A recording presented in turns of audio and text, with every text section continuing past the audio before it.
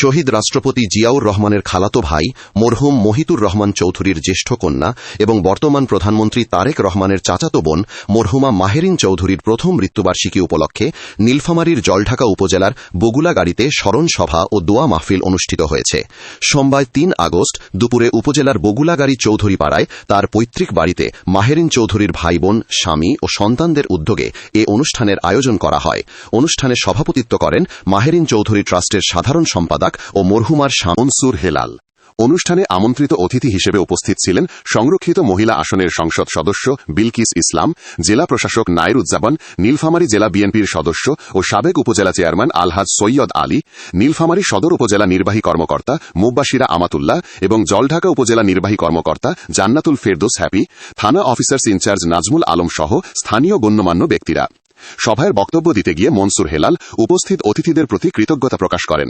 তিনি বলেন, ছোট্ট একটা দোয়া এবং স্মরণ সভার অনুষ্ঠানে আমন্ত্রণ করতে পেরে খুবই ধন্য, এবং আজকের এই আয়োজনটা আপনারা সবাই উপস্থিত থেকে সাফল্যমণ্ডিত করতেছেন, এই জন্য আরো বেশি ধন্যবাদ দিচ্ছি।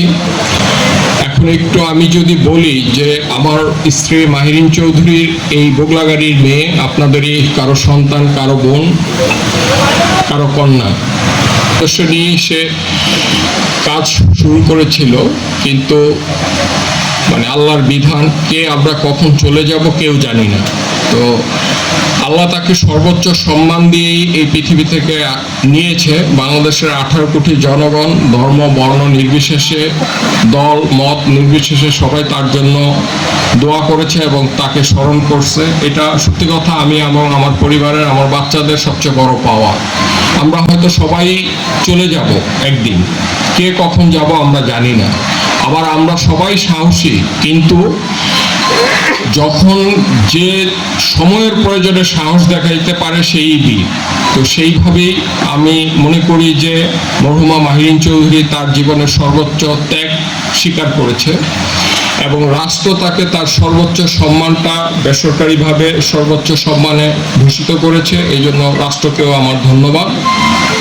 আজকে এখানে স্কুলের ওনার একটা স্বপ্ন ছিল, যেহেতু এই বগুলাগাড়ি প্রাথমিক স্কুল এবং হাই স্কুল তথা কলেজ, এটা নিয়ে তার একটা ভালো স্বপ্ন ছিল এবং এটাকে খুব ভালোভাবে প্রতিষ্ঠিত করার খুবই ইচ্ছা ছিল, এবং সেই আলোকে সে লাস্ট যখন মারা যায় সে অবস্থায় সভাপতি অবস্থায় ছিল। তো তার সত্যি কথা কি, এটা ছিল একটা ক্ষুদ্র প্রয়াস যে এখান থেকে শুরু করে, যেহেতু স্কুলটা তার বাপদাদা পূর্বপুরুষের প্রতিষ্ঠিত, সেইভাবেই সে চিন্তা করছিল এই অত্র এলাকার লোকজনকে নিয়ে। তো আমাদের দুর্ভাগ্য আজকে আমাদের মাঝে নাই।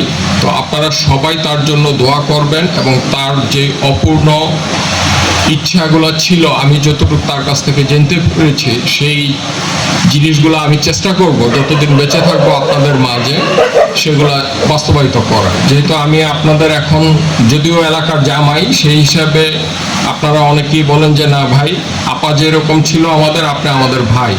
তো আপনারা যদি আমার সাহায্য সহযোগিতা করেন, তো আমি আমার তরফ থেকে যতটুকু সম্ভব সর্বোচ্চ সহযোগিতা আমি এই জলঢাকাবাসী তথা নীলফামারীবাসীর জন্য করব। এবং মহোদয়, এমপি মহোদয়, ইউনো মহোদয় বর্তমানে আছে, টিউনো মহোদয়রা আছে।